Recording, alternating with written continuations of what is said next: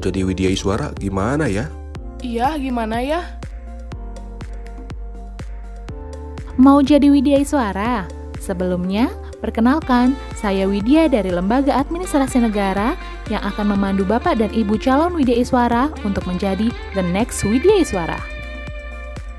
Di episode kali ini, kita akan membahas mengenai alur seleksi atau uji kompetensi untuk pengangkatan PNS dalam jabatan fungsional Widya Iswara atau JFWI melalui perpindahan jabatan yang berasal dari JPT.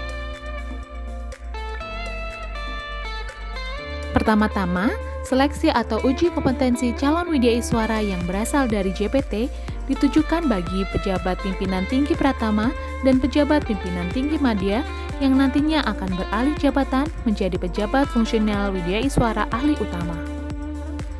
Lalu, syaratnya apa saja?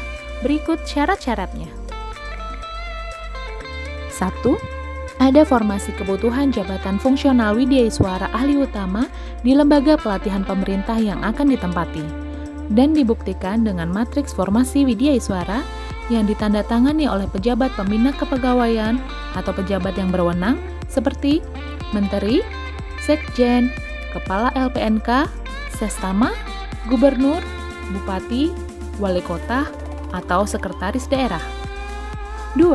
Sedang menduduki jabatan pimpinan tinggi pratama atau jabatan pimpinan tinggi madya saat proses pengusulan, uji kompetensi, sampai dikeluarkannya SK pengangkatan dalam jabatan fungsional Widya Iswara ahli utama.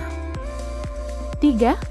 Minimal berpangkat dan golongan ruang pembina utama madya atau 4D. 4. Memiliki pengalaman melaksanakan tugas di bidang jabatan fungsional Widya Iswara sekurang-kurangnya selama 2 tahun akumulatif. 5. Telah mengikuti dan lulus dalam seleksi internal di instansi pemerintah yang akan ditempati.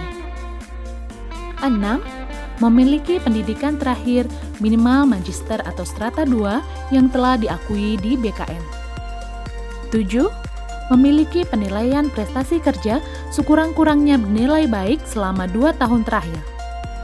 Dan 8. Diusulkan oleh pejabat pembina kepegawaian atau pejabat yang berwenang dari instansi pengusul kepada Kepala Lembaga Administrasi Negara selambat-lambatnya 9 bulan sebelum calon Widya Iswara tersebut memasuki usia 60 tahun.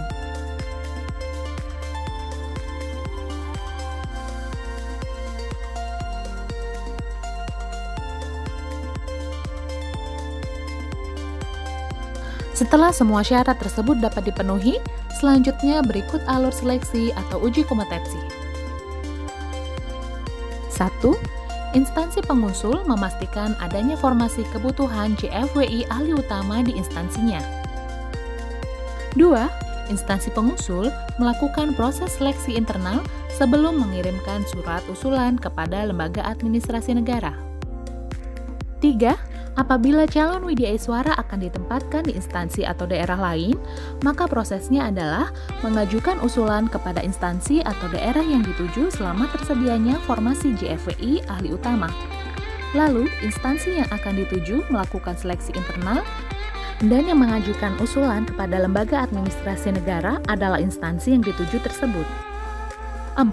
Mengajukan usulan secara online kepada Kepala Lembaga Administrasi Negara melalui portal Sistem Informasi Widya Iswara Indonesia atau SIWI yang diunggah oleh PIC pada instansi pengusul yang telah terdaftar di Lembaga Administrasi Negara. Apabila instansi belum memiliki PIC pendaftaran calon Widya Iswara, silakan melakukan pengusulan PIC kepada Lembaga Administrasi Negara terlebih dahulu. Apa saja dokumen yang diperlukan untuk dikirimkan secara online? Berikut dokumen yang harus dipenuhi.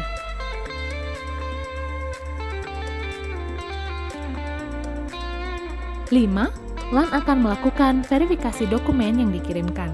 Apabila terdapat perbaikan dan kekurangan berkas, LAN akan menghubungi PIC instansi pengusul untuk memperbaiki atau melengkapi kekurangan dokumen yang diperlukan. 6.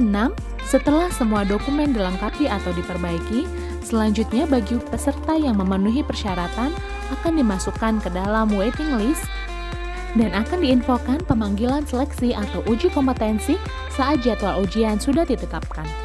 Ketentuan mengenai teknis seleksi atau uji kompetensi calon widyaswara JPT terdapat di video terpisah dari video ini ya. Silakan klik link di deskripsi atau menu yang tampil di pojok kanan atas layar. 7. Setelah proses seleksi atau uji kompetensi selesai, peserta menunggu hasilnya, yakni apakah direkomendasikan atau non-rekomendasi untuk menjadi jabatan fungsional widyaswara. Apabila hasilnya dapat direkomendasikan untuk dapat diangkat menjadi JFWI ahli utama, maka instansi pengusul memproses pengusulan pengangkatan yang bersangkutan kepada Presiden. Masa berlaku surat rekomendasi ini adalah 1 tahun dari tanggal surat ditetapkan. Dan mengingatkan kembali, calon widyaswara yang bersangkutan masih harus tetap menduduki JPT selama proses keluarnya SK pengangkatan dalam jabatan fungsional widyaswara ahli utama.